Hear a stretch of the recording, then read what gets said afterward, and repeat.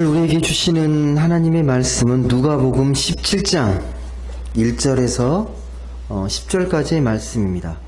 누가복음 17장 1절에서 10절까지의 말씀입니다.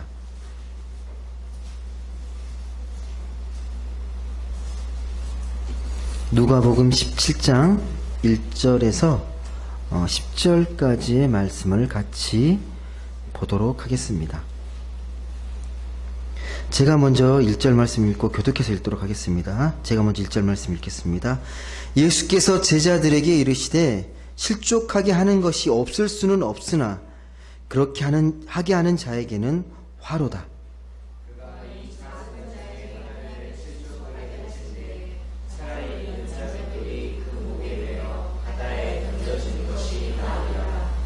너희는 스스로 조심하라. 만일 내 형제가 죄를 범하거든 경고하고 회개하거든 용서하라.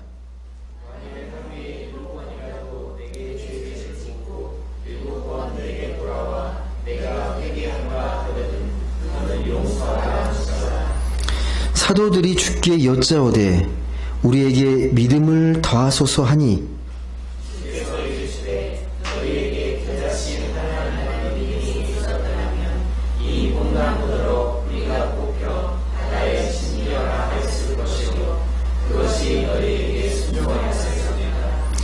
너희 중 누구에게 밭을 갈거나 양을 치거나 하는 종이 있어 밭에서 돌아오면 그더러 곧 와 앉아서 먹으라 말할 자가 있느냐?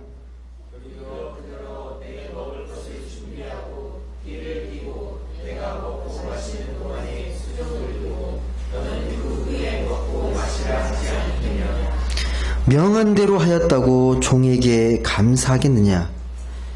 이같이 너희도 명령받은 것을 다 행한 후에 이르기를 우리는 무익한 종이라 우리가 하여야 할 일을 한 것뿐이라 할지니라.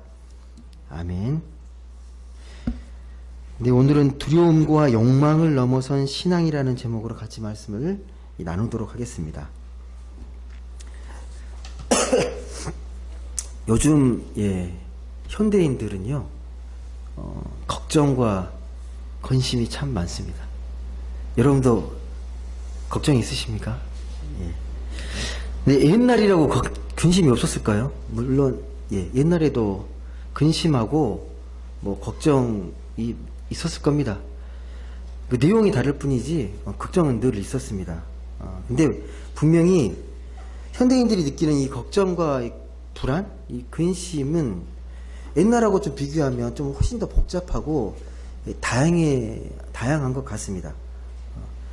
예전과 시대를 좀 비교해보면 훨씬 더 편리한 시대에 살고 있잖아요. 문명이 많이 발달해서 편리한 시대를 살아가는 건 맞는데 편리해진 것만큼 걱정도 그만큼 고민거리도 그만큼 더 많이 늘어난 건 아닐까 그런 생각을 해봅니다. 그럼에도 불구하고 우리가 느끼는 이 걱정과 근심, 이 불안들은요 내용이 좀 다를 뿐이지 본질은 비슷해요. 잘 생각해 보십시오. 우리가 하는 걱정들이 결국 어떤 걱정들입니까? 앞날을 걱정하고 또 사람과의 그 관계를 걱정하고 또 자녀를 걱정하고 또 내 건강을 걱정하고 또 노후를 걱정하고 또 삶에 대해서 이 물질에 대해서 경제 문제에 대해서 걱정합니다. 다 그런 문제들입니다. 주로 걱정하는 문제들이요. 물론 예전에는 전혀 걱정하지 않았던 것들도 걱정하며 살아가는 게 있어요. 뭔지 아세요, 여러분? 스마트폰 다 쓰시잖아요. 매일마다 요즘 사람들이 가장 많이 쓰는 웹이 어떤 웹인지 아십니까? 미세먼지 웹이에요.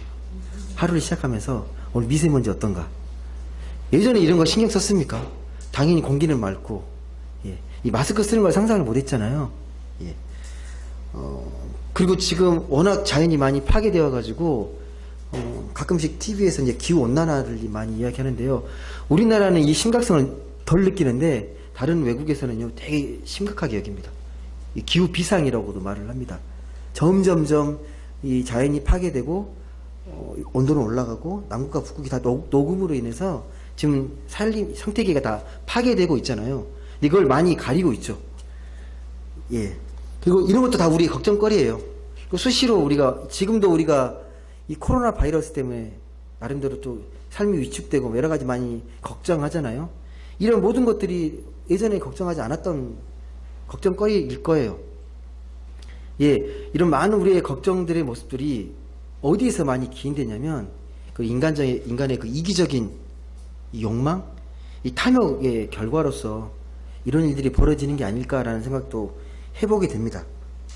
여하튼 이런 것들이 우리를 불안하게 하고 걱정하게 만드는데요. 이런 걱정과 불안에서 벗어날 수 있는 방법 뭐가 있을까요? 이 걱정과 불안에서 우리가 벗어나려면 이 생을 끝내면 돼. 걱정을 끝내고 우리가 이 생을 벗어나면 가능할 겁니다. 근데 그게 그렇지 않잖아요. 우리는 분명히 하나님의 형상대로 창조하며 지음받은 그러한 인간이거든요. 그러면 하나님의 정신을 이어받아서 창조 질서를 잘 보존하고 가꾸며 살아가야 되는데 우린 그렇지 못하고 있습니다. 인간의 무분별한 이 욕망과 탐욕의 결과로 아까 말씀드렸지만 이 자연이 파괴되고 환경에 오염이 생기고 그렇게 됩니다. 또 끊임없이 전쟁이 벌어지고 또 굶어 죽어가는 사람들이 생깁니다. 다 탐욕과 욕망의 결과잖아요. 이런 세상이 여러분이 보시기에 희망이 있어 보이십니까? 어떠세요? 희망이 느껴지십니까? 그래도 희망은 있다. 뭐 전쟁이 벌어지고 기근이 나고 환경이 파괴돼도 희망은 있다. 어떠세요? 희망스러워 보이십니까? 이 세상이?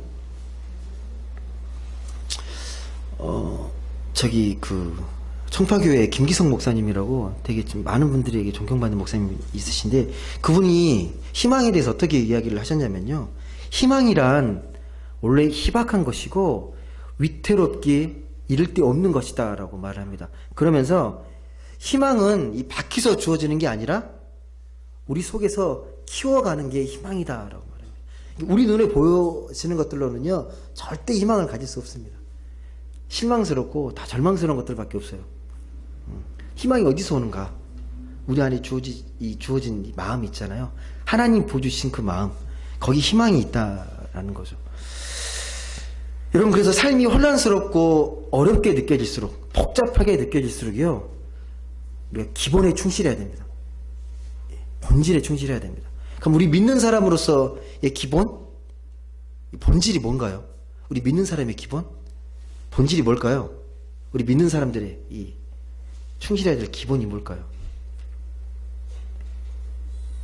우리 말씀의 바탕이 되는 이 말씀의 길을 기울이는 거죠. 우리 말씀을 생명으로, 구원으로 믿고 따르고 있잖아요. 순종하면서 그 말씀대로 살기를 원하기 때문에 더 민감하게 말씀이 뭘 우리에게 이야기하시는지 그 메시지에 대해서 더 깊이 영적으로 민감하게 귀를 기울이면서 들어야 합니다. 그 어느 때보다 이 시대에 수많은 소리가 들려오는데 말씀은 뭐라고 하는지 하나님께서 뭐라고 우리에게 이야기하시는지 그 음성에 더 귀 기울이면서 생명을 키워나가야 합니다. 오늘 읽었던 이 누가복음 17장 말씀이잖아요. 이 말씀은 이제 19장에 가게 되면 드디어 예수님께서 예루살렘에 입성하게 되거든요. 그 사이에 17장부터 19장 사이에 예수님께서 제자들을 가르치시는 내용들이 집중적으로 나옵니다. 그들을 훈련시키기 위한 내용의 말씀들이 쭉 전개됩니다. 어떤 내용을 이야기하냐면요. 너희들이 이 세상을 살아가는데 어떤 시각으로 이 세상을 바라보고 역사를 이해해야 되는지, 그리고 사람을 대할 때 어떤 마음으로 사람을 대해야 되는지, 그리고 참 행복이 무엇이고, 우리가 기도에 대해서도 많이 들었지만 진짜 참된 기도가 어떤 기도인지를 다시 한번 또 이야기합니다. 그리고 바리새인과 종교 지도자들처럼 네가 종교적인 위선에 빠지지 않으려면 또 어떻게 해야 되는지, 또 영혼이 회복되려면 우리가 어떤 영적인 노력을 해야 되는지, 그런 것들이 자세히 나옵니다. 그리고 우리가 물질에 의존하지 않고 하나님보다 물질에 의존하지 않으려면 어떻게 해야 되는지 되게 구체적이고 되게 세밀하게 제자들을 향해서, 사도들을 향해서 가르치는 내용들이 쭉 기록되어 있습니다.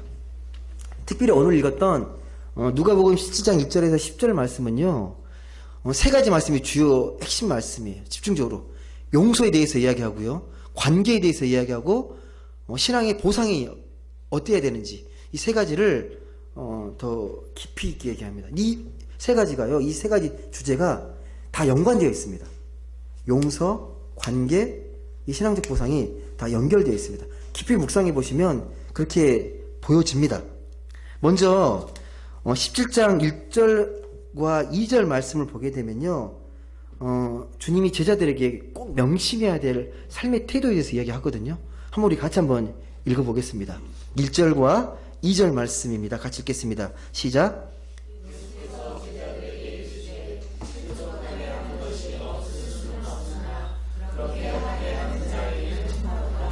그가 이 작은 자 중에 하나를 실족하게 할진대 차라리 연자 맷돌이 그 목에 매어 바다에 던져지는 것이 나으리라. 이 말씀이 어떤 말씀인가요? 이 사람들과의 관계를 이야기하는 거거든요. 예, 관계를 이야기하는데, 그러니까 뭐라는 거예요? 어떻게 하라는 거예요? 작은 자를 실족하게 하게 되면 어떻게 한다고요? 작은 자 하나라도 실족하게 하면 차라리 어떻게 하는 게 낫다? 맷돌을 목에 메고 바다에 빠지는 게 낫다라는 거예요. 되게 강하게 이야기하시는 거예요. 이 관계를 이야기하는데, 여러분, 우리는 살면서요, 다양한 관계를 맺고 살아가거든요. 예, 다양한 사람들을 만나고 다양한 관계를 맺고 삽니다. 그런데 우리가 관계 속에 살다 보면 어떻습니까? 상처를 받기도 하고 상처를 주기도 합니다. 예, 또 의도치 않았는데 나는 상처 줄 목적이 전혀 없는데 상처받았다고 하는 사람들이 생기거든요. 나중에 몰랐다가 그걸 알게 되면 여러분 기분이 어떠세요? 되게 당혹스럽지 않습니까? 아, 난 절대 그런 의도가 아니었다고 해도 이미 상처를 받아버렸어. 되게 마음이 어려워지잖아요. 근데 왜 이런 일이 벌어질까요? 내가 의도하지 않는데 상처를 받아요. 예, 상처 주고 상처를 받습니다. 왜 이런 일이 벌어질까요?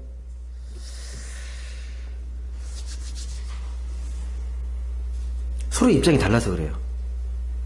입장이 다르니까. 갑의 입장이 다르고요.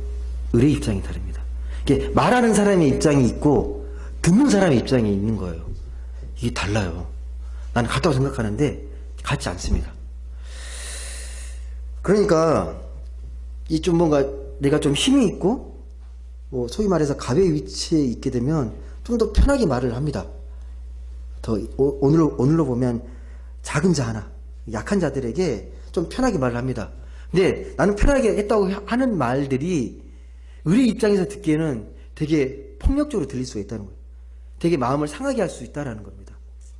아이들이 연못에 그냥 무심코 던진 돌에 개구리는 목숨의 위협을 받잖아요. 그럴 수 있다는 거예요. 우리 말과 언행이 충분히 그럴 수 있다는 겁니다. 그렇기 때문에요, 여러분 힘 있는 자리에 있을수록 말을 조심하고 행동을 조심해야 됩니다. 그게 복음적이기 때문에 그렇습니다. 예. 그걸 오늘 뭘로 표현하냐면요, 그러니까 작은 자 하나를 걸려 넘어지게 하는 것이라고 말합니다. 예, 그렇게 하는 게 쉽게 말을 뱉고 던지고, 예, 그게 상처받게 하는 것들, 이런 것들이 작은 자 하나를 걸려 넘어지게 하는 것이라고 말합니다. 그렇게 되면 어떻게 알아? 목에 맷돌 메고 빠져 죽으라는 거예요. 되게 센 말입니다. 근데 우리 일상에서 이게 쉽나요? 어떠세요, 여러분? 이 말씀대로 살아가는 게 여러분은 쉬우세요? 어려우세요? 어떻습니까, 여러분? 정말 여러분 작은 자 하나 잘 이렇게 존중하고 그렇게 하면 살아가는 게 쉽습니까? 여러분, 바람직한 관계는요, 동일한 입장으로 서로를 바라보는 거예요. 동일한 눈높이에서, 예, 같은 입장에서 바라보는 겁니다. 이 말씀이 우리 믿는 사람들에게 특별히 중요한 말씀입니다. 이 말씀 매우 소중하다고 여겨지는 말씀 중에 하나인데요. 주님처럼 우리는 겸손하고 낮은 자세로 우리의 눈높이를 더 낮춰야 합니다. 훨씬 낮춰야 합니다. 이런 모습이 진짜 영적인 매력이 발휘되는 자리거든요. 겸손하게 사람을 이해하고 그들의 눈높이에서 이해하는 것, 동일한 입장에서 바라보는 것. 여러분, 정말 내가 어떻게 서 있느냐에 따라서요, 입장이 확 달라져요. 어떤 자리에서 내가 어떤 입장에서 이야기하느냐에 따라서 확 달라집니다. 근데 오늘 말씀처럼요, 겸손히 허리를 숙이고 우리가 눈높이를 맞추게 되면요, 정말 놀라운 일이 벌어집니다. 예. 오늘 그 관계에 대해서 첫 번째로 이야기합니다. 말과 언행을 조심하라는 거죠. 실족하게 하지 않고, 예, 더 겸손히 자중하며 살라는 말입니다. 두 번째 말씀이 3절과 4절 말씀인데요. 이 말씀은 우리가 잘 아는 대로 용서에 대한 말씀입니다. 다시 한번 그 의미를 좀 새기시면서 같이 한번 읽어보도록 하겠습니다. 3절과 4절 말씀입니다. 같이 읽겠습니다. 시작. 너희는 경고하고 회개하거든 용서하라. 만일 하루에 7번이라도 내게 죄를 짓고 7번 내게 돌아와 내가 회개하노라 하거든 너는 용서하라 하시더라. 아멘. 여러분, 용서 워낙 많이 들었던 말씀인데 용서가 쉽습니까? 어떠세요? 근데 이 말씀을 듣고 좀 오해하시면 안 되는 것 중에 하나가 뭐냐면요, 잘못된 일을 했을 때 무조건 눈 감아주라는 게 아니에요. 그게 참된 용서가 아닙니다. 그 전에 조건이 있어요. 보시면 뭐라고 되어 있습니까? 만약 네 형제가 죄를 범하거든 어떻게 하라고 그럽니까? 경고하라고 되어 있는데요. 이 헬라어가요, 꾸짖다라는 거예요. 되게 엄하게 꾸짖다는 거예요. 잘못을 범했을 때, 죄를 지었을 때에 경고하라, 꾸짖어라 라는 말입니다. 꾸짖다는 건 그 사람을 모욕 주거나 뭐 상처 주게 하면서 뭐 힘들게 하려고 하는 목적이 아닙니다. 그 사람을 바로 세우기 위함의 목적이 있습니다. 사랑으로 권면하는 데 목적이 있습니다. 그렇게 잘못을 꾸짖고 그것을 이야기했을 때 그걸 인정하고 회개하면 어떻게 하라는 거예요? 그걸 받아들이면 용서하라는 거죠. 어느 정도로? 7번, 7번. 이건 계속 용서하라는 말이에요. 예. 계속 7번이라는 게 완전 숫자잖아요. 완벽하게 용서하라는 그런 말입니다. 이 가능할까요? 예, 가능한지, 예, 한번 깊이 생각해 보십시오.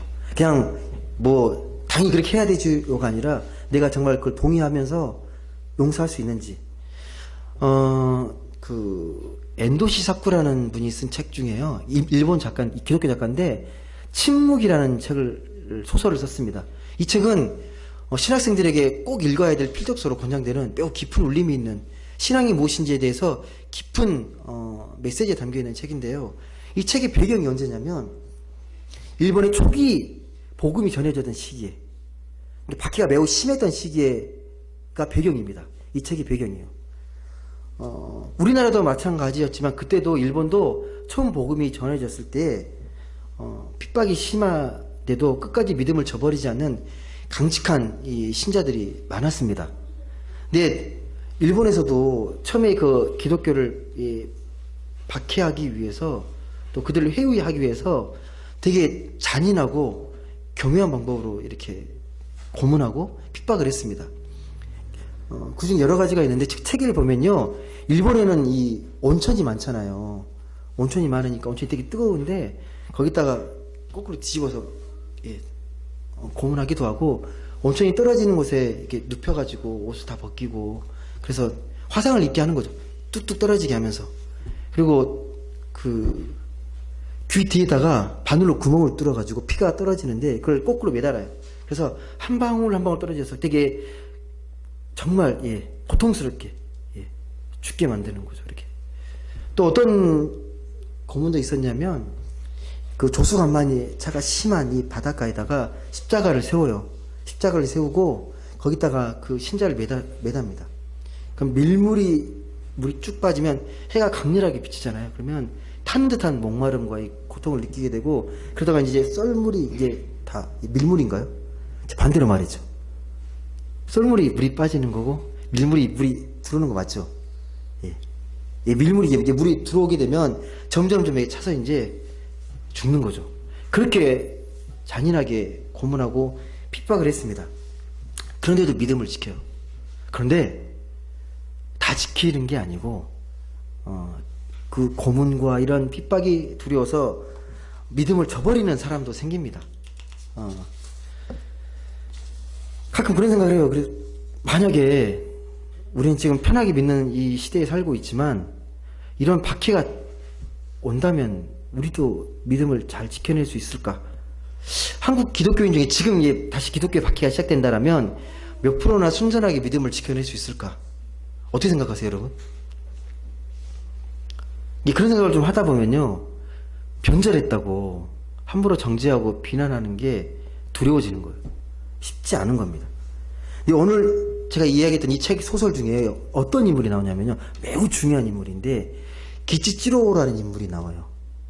그 이름 그대로 찌질한 인물인데 이 인물은 신앙을 지키기 위해서 다른 사람처럼 목숨을 이렇게 걸지도 못하고 그렇다고 신앙을 버리지도 못해요. 예. 그러니까 늘 주변을 서성이는 인물이죠. 어려움이 찾아오면 달아났다가 다시 돌아오고 막 그럴 때 반복합니다. 또 믿는 자들 막 고발하기도 했다가 막 되게 비겁한 행동을 되게 많이 합니다. 또 끝까지인데도 믿음을 안 버리네요. 여러분 어떻게 생각하세요? 이런 인물들 주위 있다 그러면. 근데 이 책은 놀랍게도 이 기치찌오라는 인물에게 되게 연민의 시선을 보내요. 그 책이 좀 탁월한 점인데 왜냐하면 이 기치찌오라는 인물의 그런 이면이 우리에게도 있다라는 거예요. 그걸 날카롭게 고발하거든요. 예리하게 고발합니다. 우리도 두려워 떨 수 있다라는 거죠. 예. 정말 중요한 게 뭐냐? 이 책에서 말하는 메시지가 뭐냐면요, 거기서 막 변절하고 또 하나님을 배반하고 막 그렇게 정말 비겁한 행동을 하면서도 정말 어떻게 이런 사람들이 뭐 예수를 믿고 하나님 믿냐, 정말 개망나니 같은 짓을 하더라도 그들이 회개하고 돌아오면 용서한다라는 거예요.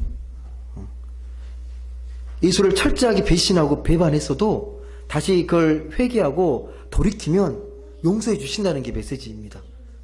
예.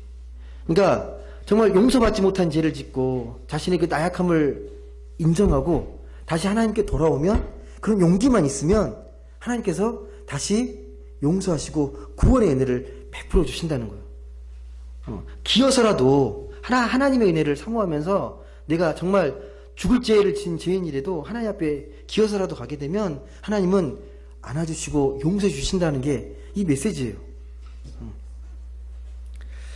그런 의미에서 교회 공동체는요, 함부로 정죄해서는 안 돼요. 어느 누구도, 어느 한 사람도 우리 인간의 힘으로 비판하거나 정죄해서는 안 됩니다. 세상이 품지 못하는 사람들도요, 교회 공동체가 품어야 합니다. 그 교회 공동체의 중요한 사명입니다. 솔직히 어려워요. 이게. 솔직히 어렵습니다. 정말 여러분 살아다 보면 용서하기 어려운 사람 있잖아요. 쉽게 용서가 됩니까? 안 되잖아요. 정말 용서하기 어려운 사람이 있는데 하물며 여러분 자기 잘못을 깨닫지도 않고 아파하지도 않는데 그런 사람 용서라면 여러분 용서할 수 있겠습니까? 죄를 지었는데 그걸 알지 못하는 사람을 용서하라? 중요한 건 뭐냐면요, 오늘 말씀에도 기록되어 있는 말씀의 깊은 의미는요, 용서가 도대체 뭐냐는 거예요. 왜 용서를 해야 되냐는 거예요. 이렇게 힘든 용서를 우리가 꼭 해야 되냐라는 거죠. 나에게 잘못했으면 날카롭게 비판하고 그렇게 해야 되지 않냐라는 거죠. 용서가 왜 중요하냐라는, 용서의 가치를 우리가 생각해 봐야 돼요. 용서, 왜 우리가 용서를 해야 되는지, 용서가 주는 이 의미와 가치가 뭐냐는 거예요. 반드시 이 용서를 통해 주어지는 열매가 있다라는 겁니다. 그걸 기대하면서 용서를 하는 거예요. 용서 안에 담겨 있는 이 삶의 열매가 있습니다. 용서의 가치. 우리가 누구가 잘못했을 때 용서하게 되면요, 그에게 새로운 삶의 기회를 주는 겁니다. 다시 한번 사랑과 정의의 삶으로 회복될 수 있는 기회를 열어주는 거예요. 그 기대가 있는 거죠. 그래서 용서하는 거예요. 그 용서의 가치와 의미입니다. 그래서 우리가 용서를 생각할 때 기억하실 게 뭐냐면요, 이 용서가 값싼 용서가 되지 않고 값비싼 은혜의 통로가 될 수 있도록 그걸 늘 기억하셔야 합니다. 우리 힘으로 용서가 되지 않기 때문에요, 하나님의 힘으로, 성령의 도우심으로 용서해야 하는 마음을 품때 우리가 하는 이 용서가 값싼 은혜가 되지 않도록, 값비싼 은혜가 될 수 있도록 그런 마음으로 용서하는 겁니다. 용서에 대한 기대감과 믿음을 갖는 거죠.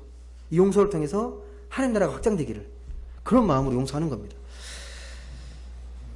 주님을 따르는 삶에 있어 또 한 가지 이야기가 또 나옵니다. 지금 처음에 말씀드린 관계, 용서, 세 번째가 뭐냐면요. 신앙의 보상에 대한 이야기입니다. 예. 말씀을 보게 되면요. 제자들도 주님을 따르면서 뭔가 이 신앙에 대한 보상적 기대가 있었습니다. 마가복음 10장 37절을 보게 되면요. 어떤 장면이 나오냐면 예수님과 제자들이 이제 예루살렘으로 입생하러 가잖아요. 가는데 거기서 야고보와 요한이 예수님께 청탁하는 장면이 나와요. 부푼 기대를 갖고 가는 거죠. 이제 예수님이 예루살렘 입성하면 메시아로서 입성하는 거잖아요. 근데 그 메시아는 정치적인 메시아예요. 왕이 오르는 거예요. 왕의 권자에 오르는 거예요. 그래서 뭐라고 청탁하냐면 선생님께서 이제 영광을 받으실 때 하나는 선생의 오른쪽에 하나는 왼쪽에 그 보좌에 서게 해달라고 미리 청탁을 하는 거예요. 이 야고보와 요한이. 이게 마태복음이 바뀌어가지고 이 어머니가 청탁하는 걸로 나옵니다. 예. 좀 유화시켜서요. 어머니 청탁하는 걸로. 또 한 번은 이 베드로도 그러잖아요. 예수님이 부자가 천국 들어가기 너무 어렵다고 이야기하니까 베드로가 이에 대한 반응이 뭐였냐면요. 보십시오.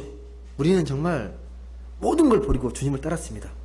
그럼 저에게 우리가 뭘 받을 수 있죠? 기대하면서 말을 합니다. 신앙에 대한 보상 기대가 제자들도 있었어요. 근데 오늘 말씀 보면요. 보상을 바라는 신앙은 성경의 태도가 아니라고 우리에게 이야기를 합니다. 그러면서 오늘 교훈에 대한 이야기를 하는 거거든요. 한번 7절부터 10절의 말씀 한번 같이 보겠습니다. 7절부터 10절 말씀 같이 읽겠습니다. 시작. 너희 중에 누구에게 밭을 갈거나 양을 치거나 하는 종이 있어 밭에서 돌아오면 그더러 곧 와 앉아서 먹으라 말할 자가 있느냐? 도리어 그더러 내 먹을 것을 준비하고 띠를 띠고 내가 먹고 마시는 동안 수정 들고 너는 그 위에 먹고 마시라 하지 않겠느냐? 명한 대로 하였다고 종에게 감사하겠느냐? 이와 같이 너희도 명령받은 것을 다 행한 후에 이르기를 우리는 무익한 종이라 우리가 하여야 할 일을 한 것뿐이라 할지니라. 아멘.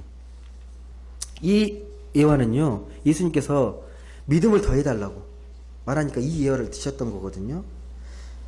잘 이야기를 보십시오. 그러니까 종이 있어요. 주인과 종이 이제 이 이야기 등장합니다.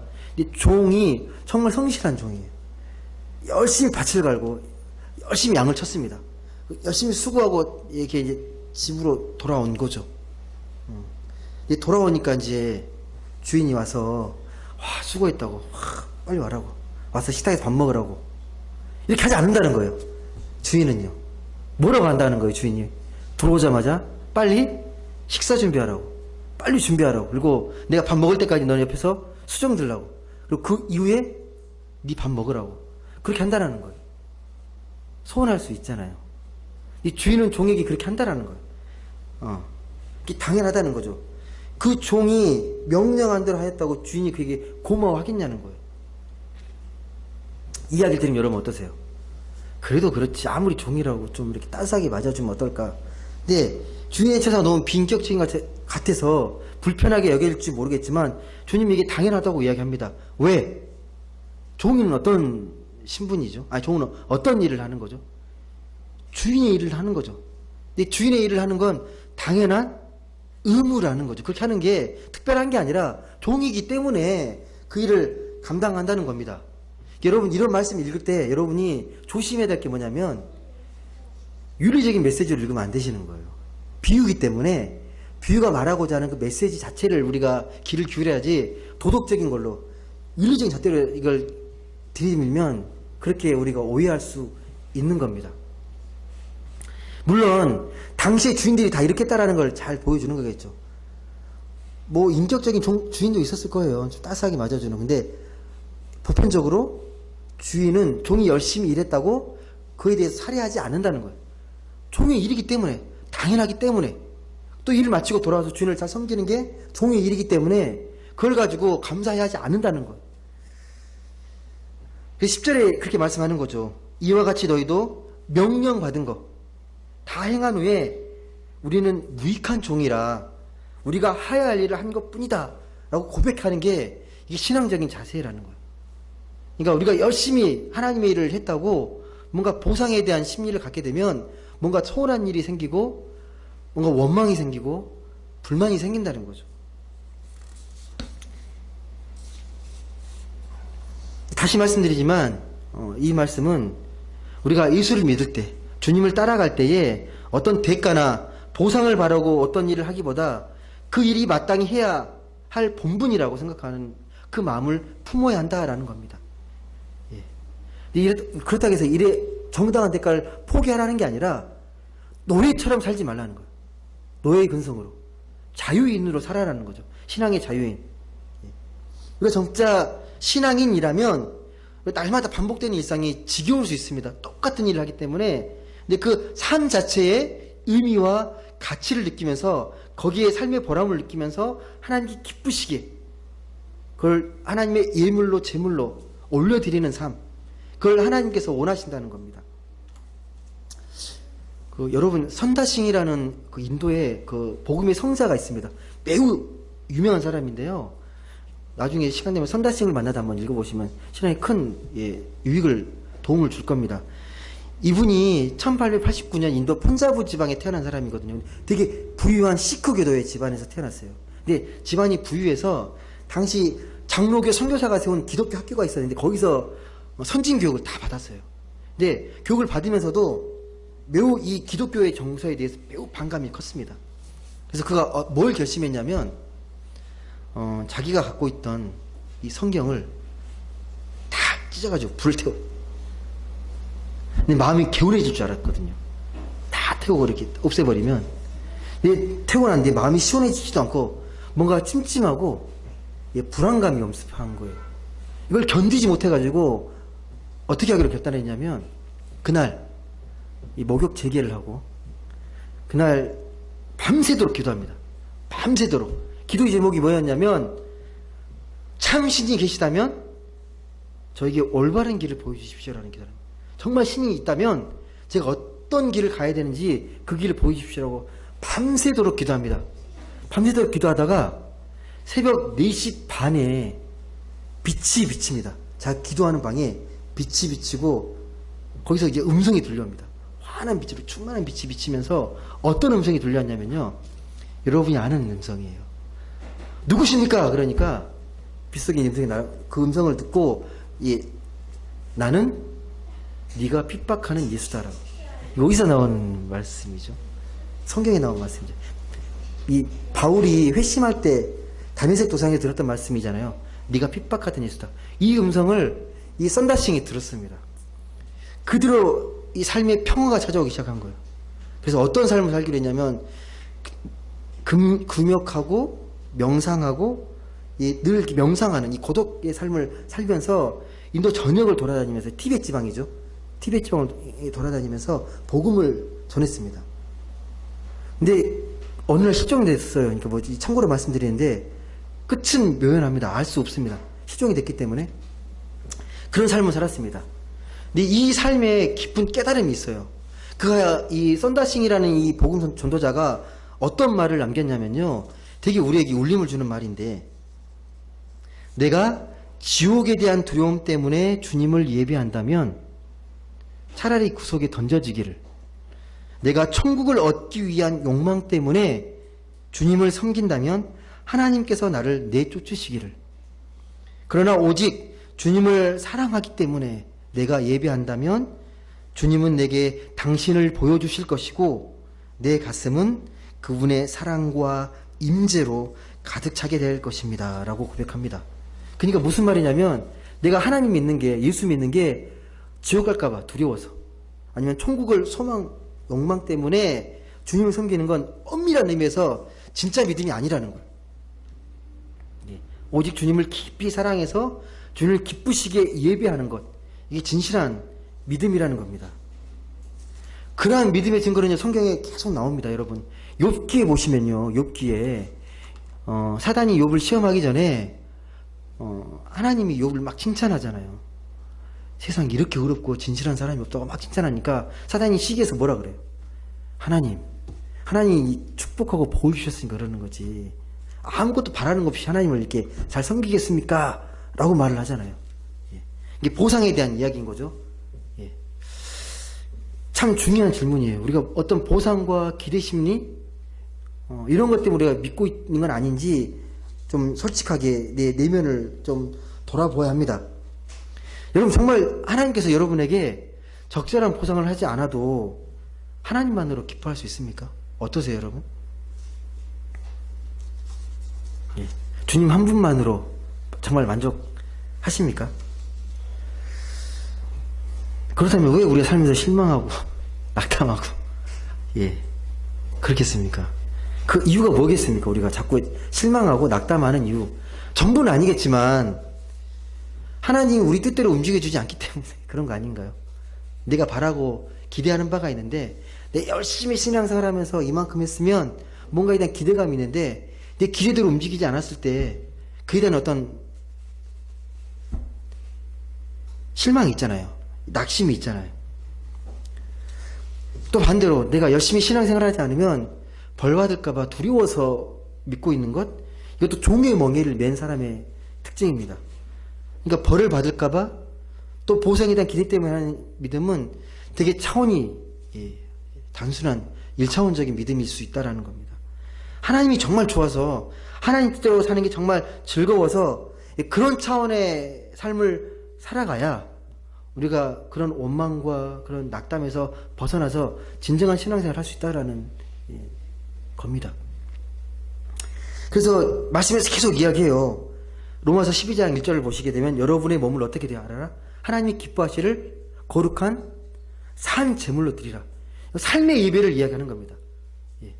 기쁨으로, 내가 삶의 기쁨을 갖고 하나님께 예배하는 거죠. 삶을 잘 살면서 기쁨으로 그걸 하나님께 제물로 드리는 겁니다. 여러분, 교회 열심히 잘 섬기고 하는데 시험에 빠지는 이유가 내가 열심히 충성하는데 알아주지 않아서, 칭찬하지 않아서 시험 드는 경우가 되게 많습니다. 이게 바울도 그래요. 사람을 기쁘시게 하는 자들처럼 눈가림을 하지 말고 그리스도의 종답게 진심으로 하나님의 뜻을 실천하라고 말합니다. 예수님도 말합니다. 너희가 구제할 때 어떻게 하라고요? 오른손이 하는 걸 왼손이 모르게 하라고. 기도할 때는요, 다 드러나게 하라고요? 아니요, 골방에 들어가서 기도하라고 얘기합니다. 금식하게 되면요, 금식하게 되면 얼굴 찌푸리고 나 금식한다 드러내라고 합니까? 아니잖아요. 기름 바르고 낯빛을 밝게 하면서 금식하라고 얘기하잖아요. 다 무엇입니까? 오롯이 주님만 바라보면서 주님만으로 만족하는 그런 신앙생활을 해야 한다라는 말씀입니다. 말씀을 맺겠습니다. 여러분, 우리 각자에게는요, 이 땅에서 주어진 신앙의 소명이 있습니다. 그 소명은 오늘 말씀대로 보게 되면 늘 겸손한 자세로 사람을 섬기고 사랑으로 잘 돌보면서 복음의 정신으로 용서하고, 그리고 보상에 대한 기대를 뛰어넘는 하나님만으로 만족하면서 참 기쁨과 감사로 일상을 기쁨으로 예배드리는 그런 삶이 우리에게 주어진 소명입니다. 부디 여러분들은요, 뭐 두려움 때문에, 어떤 욕망 때문에, 어떤 보상 때문에 신앙생활하는 그런 노예적인 삶이 아니라 오직 주님만으로 참 기쁨을 누리며 참 자유인으로 그렇게 살아가는 모든 분들 되시길 주님의 이름으로 간절히 소망합니다. 기도하겠습니다. 사랑의 하나님, 감사합니다. 우리의 신앙은 어디를 향하고 있습니까? 어떤 바탕하에서 어떠한 마음으로 우리가 하나님을 바라보고 예배하고 신앙의 삶을 살아가고 있습니까?